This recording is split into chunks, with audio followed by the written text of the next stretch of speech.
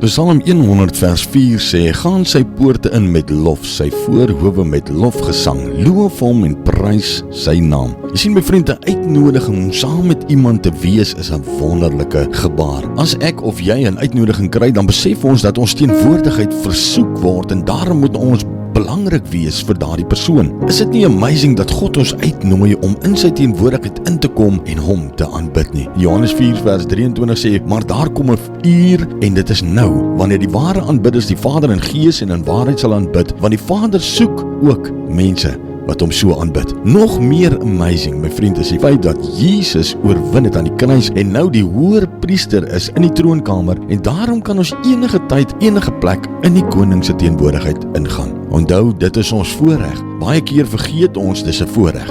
Wanneer ons ook al in sy teenwoordigheid ingaan, is dit om hom te loof en te prys en te aanbid. Maak nie saak hoe 'n slegte week jy gehad het nie. Jy word genooi en jy moet dit nooit as vanselfsprekend aanvaar nie. Maar Vader, baie dankie Here dat U ons uitnooi. Dankie Here dat ons kan weet vanmôre dat ons vir U belangrik is. En dankie Here Jesus dat U na die hoëpriester is en in die troonkamer sit en daarom kan ons enige tyd, enige plek in die teenwoordigheid inkom.